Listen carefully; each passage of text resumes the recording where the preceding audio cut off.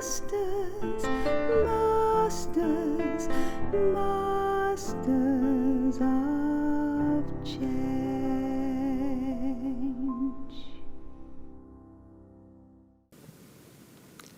Hello there. Welcome to Masters of Change. My name is Kim Cunio and I'm the head of music at the Australian National University. And I'm here with my good friend Charlie Hogg. Charlie is the director of the Brahma Kumaris in Australia, and we've been having spiritual discussions trying to make the everyday attainable. Welcome, Charlie. Thank you, Kim. Now, I was a bit silly saying making the everyday attainable, but one of the biggest things about the everyday is that it seems like we're in these bodies and we have to do things. And is that what happens when we create karma?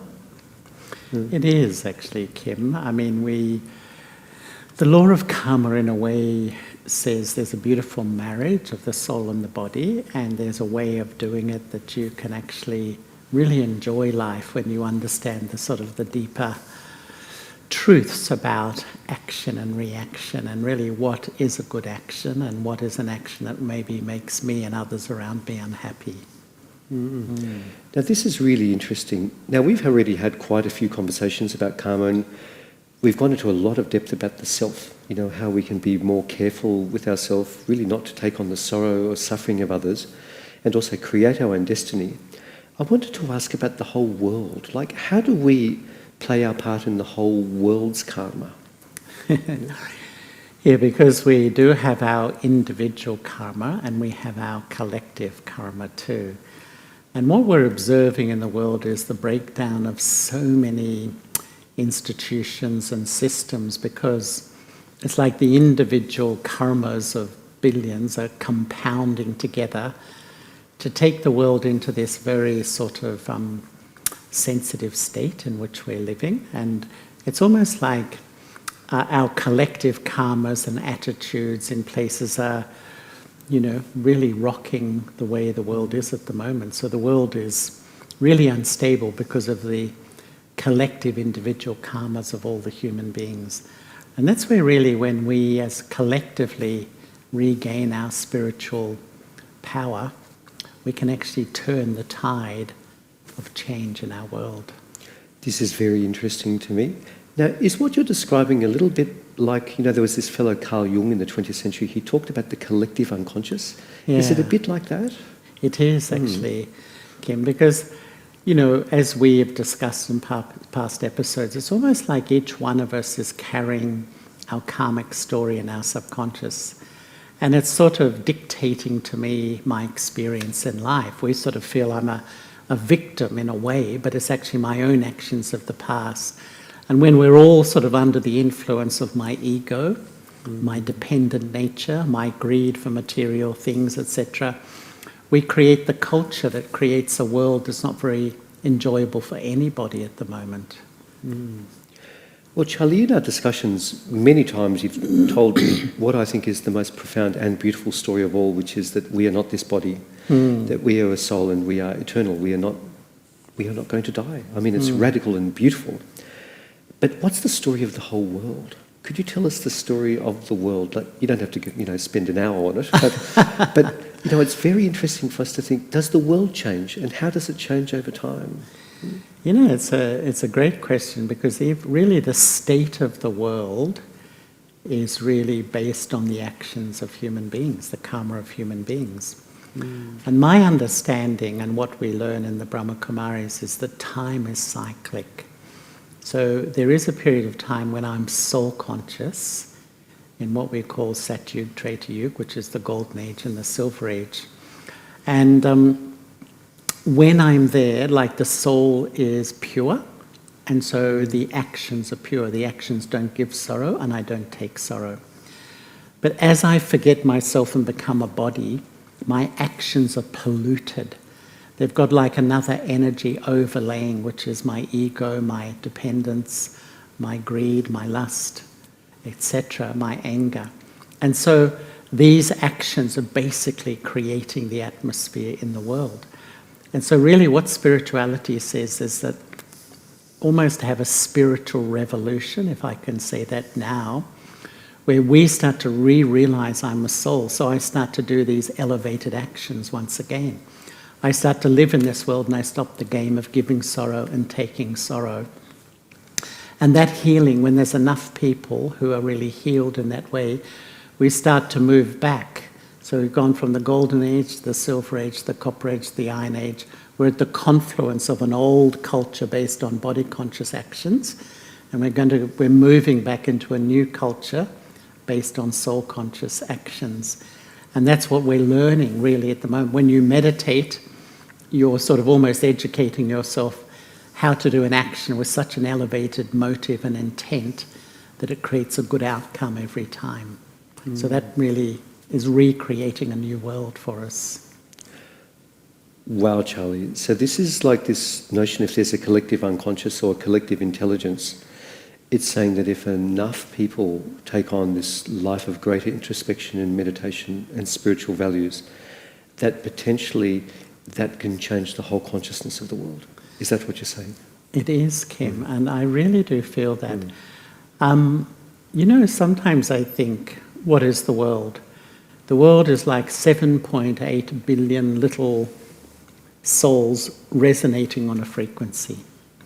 Now, the soul frequency is so low at the moment because it's just, the soul has forgotten itself. It's just a very material, gross frequency, so to speak, where it's just full of desires and all these sorts of things. But when we step back and a number of those little souls, it's almost like the lights go on in many, there's a different vibration. And that's why many people do feel in the world at the moment, on the one hand you see this sort of incredibly destructive culture.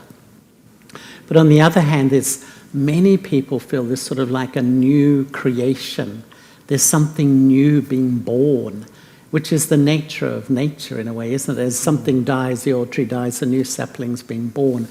It's almost like we are observing this incredible transition from an old society based on the gross body conscious actions, and we're rebuilding a new society by a number of people, in a sense realizing that if I live a pure life, I'm contributing my finger of cooperation to the better world or better society we all want, a non-violent world. Some think you're dreaming a bit, but I really think it's very real. Charlie, we've quoted John Lennon a couple of times, so I'd like to quote him now. You may say I'm a dreamer, but I'm not the only one. Is that this impulse? But what's amazing to me like this is when we start and we see injustice in the world, and it's at some point we grow up and we see all the things that don't work. And our inevitable first thing is like, I want to fix this thing, it's wrong. And we often take the energy of anger into a situation and we want to break it. And only when it's broken and others have suffered can we then fix it. And what you're saying is that through the softness of an introspective, loving lifestyle, we can still make that change. Yeah.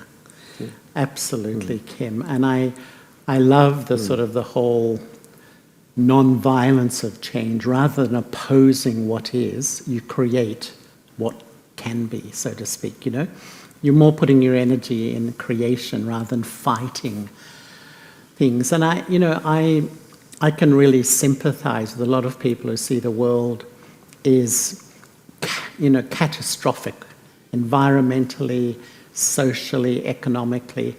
But we don't see the seeds. What we're seeing is the results of the attitudes. What spirituality says, rather than sort of try to spend trillions of dollars fixing things, and they never get fixed, they even grow, we go right back to the seed of the problem. And that is really human consciousness, It's the human consciousness that I feel it's like 7.8 billion human souls are pumping out this energy which has created the world which we live at the moment. And that energy is the energy of greed, which has really no respect for the environment. The energy of ego, which is so self-interest, just look after me. That's the vibes in the world. But when we start to have the energy of benevolence and the energy of self-respect, really, when many souls start to radiate with that vibration, really the planet begins to change, because the atmosphere of the planet is really the consciousness, the energy, the vibrations of all the individual souls contributing. Charlie, what you're saying is also there's some very great similarities with what our scientists are telling us at the moment, which is that the way we are treating this world is not sustainable. And we can look at issues of global warming that are well described. I do remember, I want to just tell a little story, that there was a presentation in Australia by a scientist last year, and it was talking about what economic growth actually means. You know, we have 2%, 5%, 10% economic growth a year in the world, whatever it is. And it was looking at the energy we would need to sustain that economic growth indefinitely. And it said that within 200 or 300 years, we would have to harness the power of the sun. And in 1,000 years, we would have to harness the power of the solar system. Things that are, at the moment, completely impossible for us to do. So science is telling us that we need to live beyond, within our means, not beyond our means. Is this what you're telling us as well? Absolutely, Kim. Because all the manifestation of the problems out there, the seeds, are in each one of us. Now, often people feel, oh, it's the leaders. No, they're just instruments of a mass consciousness. I think we all have a bit of ego and a bit of greed. And so our energy is contributing to the culture and the atmosphere in the world. And that's why I think when I say, when I change, I'm contributing to a better world, the world will change. That's like taking or doing your bit of responsibility to shift the vibration back in the world to more of a golden aged atmosphere. Charlie, I want to ask you a question, and I apologise if this question offends anyone who's listening. Are you a vegetarian? I am a vegetarian, Kim. And Charlie, why are you a vegetarian? When I was young, my family wasn't vegetarian, but I always wanted to be. And I didn't like meat and I didn't like eggs. And as soon as really I was able to take responsibility of my diet. But, there is a conscious level and an unconscious level. Unconsciously, it always felt that's how I should be. But consciously, it just felt as a violence, against other beings. It just felt so, unnatural. And so many times, I think I've heard little children, they eat meat, and when they find out it's actually from animals, they're quite shocked, because it's against our natural system. Even our intestinal system is more like vegetarian eating animals. We are, I believe. But for me, I don't moralize to anybody else because it's a decision I've made. But ultimately, I sort of feel I want to live in this world in the most non-violent way towards the animals, towards nature, towards other people, and even towards myself too. Because to me, the seed of violence usually begins against the self. Disapproval of who I am as a person. Yes, Charlie, what you've told us is quite profound, because we talk about karma and you've said to us very clearly that it's the motivation that is most important. So what you're saying on one level is we could even be a vegetarian with hatred in our heart, and of course we're still sparing the lives of the animals, but maybe we're not quite deriving the full benefit by just doing it for the wrong reasons. But you're saying that this is like a miniature teaching about the whole process of non-violence, that if we can stop another being suffer just for us to be sustained, the effects could be quite profound in our lives. Is that what you're saying to us? Absolutely, Kim. And when you really dissect the law of karma, it will probably say, well, it does say that a person who owns an animal, a person who takes it to an abattoir, the person who owns the abattoir, the person who kills it in the abattoir, the person who takes it to the butcher's shop, the butcher, the person who buys it, the person who cooks it, the person who eats it, they're all involved in this karmic chain. Maybe to differing degrees, there's no doubt. And in a way, if you ask people, no one wants war in the world, no one wants violence in the world, but we don't see where absolutely every day there's countless billions of animals slaughtered in this way. And it's increasing this whole sense of violence which our planet is engulfed in at the moment. We see on the streets, and so many countries, it's not safe. The streets aren't safe, even the homes aren't safe in so many parts of our world. This is a very profound teaching, Charlie, because it's saying really that compassion begins at home. And you've talked to us many times about the fact that we have to manifest what we want. That we have no right to moralise to anyone else unless we are an embodiment of what we believe in. And I'd like you to talk a bit more about this, because this is such a very hard thing to do, isn't it? Because as soon as we get a bit spiritual, there's someone who's going to want to little unpack us and go, yeah, but what about that? There's something wrong with you there. Yeah, I think they call it holier than thou. Yes. Don't they? You know, it's a really important thing to me, to be honest, Kim, because before I started to practice, one of my buttons used to be pressed when I used to feel religious people moralizing to me. You know, and to me, spirituality is not moralizing to anybody. It's about me taking a decision for me, and true spirituality is allowing another person to be who they are. And if they choose to eat meat, or if they do to this or that, that's up to them. If they ask me my opinion, I will share it. But I'm not going to, because of a behavior or a way they live, disapprove of them. Because the world is such that if someone's different from me, thinks differently or behaves differently, or lives their life under a different set of principles, oh, you're different, I reject you. That's the way our world is. Whereas I think spirituality says, you're different, but I love you also because you're a soul, you're my brother. And actually, I love the variety in the world. So for me, all these things are for me, and they're for my life, but what you do with your life is absolutely your choice. Because really, I think a lot of people have turned off religion, if I can say, because they're moralized to, and then often the people moralizing aren't following what they're moralizing about. And that just discredits the belief or whatever they're trying to promote. If I could sum up what you said so beautifully, Charlie, it's that I have no right to tell you what to do. Yeah, that's exactly right. And it seems that this is your right. This is something, it's a human mistake, not just in religion. But as soon as we find something that we like, it's like we have to validate it by getting someone else to be like us. Yes, that's right. Why do we do this, Charlie? I think it's out of a good intent, really, that because it's worked for me, I think it'll work for you. But that's not always the case, as we know. And I think one of my biggest lessons in life is that everyone is different. And I feel that when I go so deep in that, and I can accept that you're different from me, even if you're my husband, my wife, or my child, I can really resolve half the conflicts I have with other people. Because so many times we project on you, I like this, I believe this is true, you should also. But you're different, and the way you process life is different from me.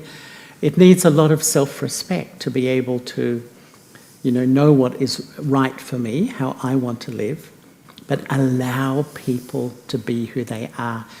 And if they have a different view from me, if they don't believe what I say, that's fine. That's absolutely fine. Why should I feel threatened if someone has a different view? What you and I are talking about, some of the listeners may, or people watching may disagree, and you have every right to disagree. We're just opening conversations about the deeper things of life and sharing perspectives. It works for us, but it may not work for everybody. Charlie, I'd like to ask you another reasonably difficult question. So on one level you've said that, there's so much difference in the world, and that makes complete sense to me, and we're on a journey. And you've also said that the world is in a process of deep and profound decay at the moment. Should we be spending our energy to fix the world that is, or should we be trying to recreate a new world? And this seems to be one of the greatest religious questions of all for people who believe in anything. Do I tend to the homeless and the hurting now, or do I try and set up a new oasis? Or can I do both? Kim, probably doing both is the best solution if it's possible. But I think our approach to problems is superficial today. We see homelessness or, a lack of wealth, and we just throw trillions of dollars at it. Today, almost, if you hear the government, we'll give 500 million for that, 1 billion, it's just like, and it will fix it, but it doesn't, because we don't fix human nature. And once I was in Mount Abu, and Rajiv Gandhi came, and he was at that time the leader of the opposition. He had been Prime Minister of India, and he was then the leader of the opposition. And he said in a talk to us, and then we had dinner with him afterwards, he said, I was the Prime Minister of the world's largest democracy. I had so many hopes for change. But in his own words, he said, there's a huge wall in front of change. It's human nature.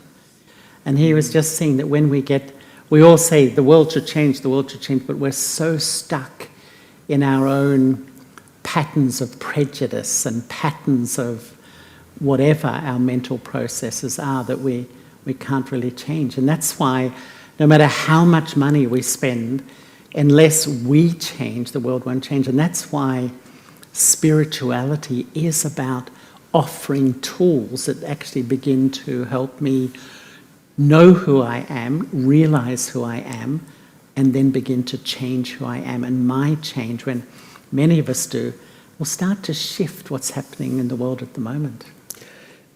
Charlie, I'm enamoured by your... occasionally I like to give you a mark out of 10, and I'd like to give you a 10.1 out of 10 for that answer. I wish you were my examiner at school, Kim. and the reason is, you said there's nothing wrong with taking on social, environmental injustice. We can do that, but at the same time, we should only do that if we are starting to work on ourselves at the same time. And this is so profound. It's not that we have to stand around like a doormat and see the injustices of the world, but if we don't heal our hearts first or at the same time, we know it is doomed to fail. Kim, that's amazing how you say that, because, I've met a lot of wonderful people, environmentalists, who really want to make the world a better place, social welfare people, and even people who've gone to countries, but often they feel sort of angry and burnt out, because we sort of try so hard to fix things, but the real seed of the problem isn't addressed, so the problem doesn't change, because the problem comes back to all of us. It's the way we think, and it's the way we understand ourselves and understand each other. Until the shift back to soul consciousness, when I sort of put the building blocks of truth back, then what grows out of that will create the world we want. But when the building blocks or the foundation is false, that who am I, I'm a temporary body, that culture creates a totally false culture in which we're living today. Charlie, we've talked about a lot. There's a little bit of time left. Normally we would say let's embody the whole teaching, but I think I'm going to ask you to simply bring us back to the soul, the source of everything.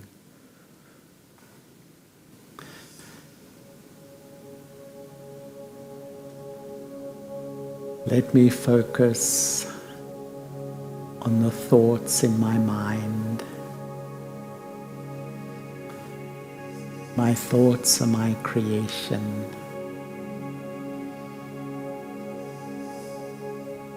And my thoughts create how I feel.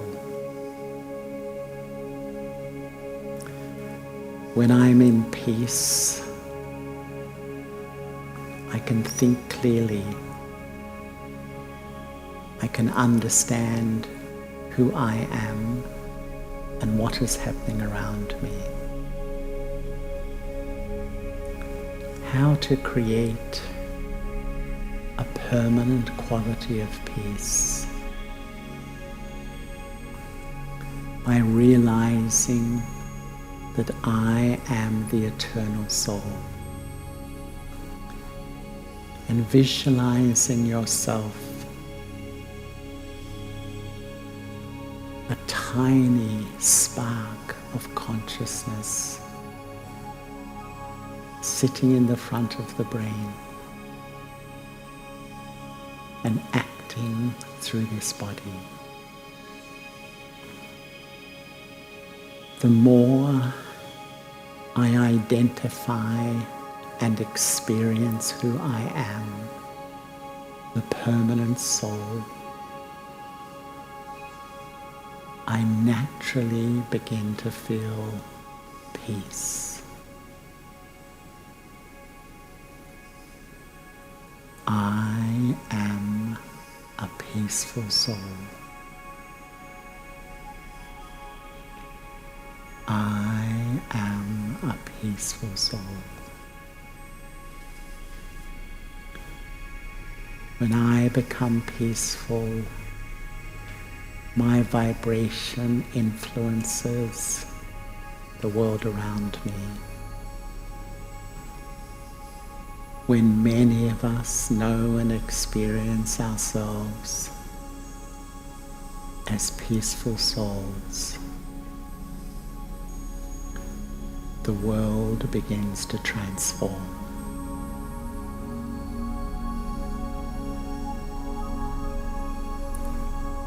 Om Shanti.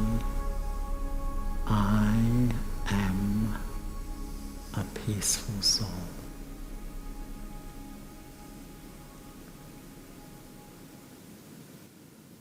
Charlie, thank you. We could really sum up our whole episode today with those few words. If we remember one thing only, that our fundamental nature is peaceful because we are not this body. We are just this indivisible piece of pure light.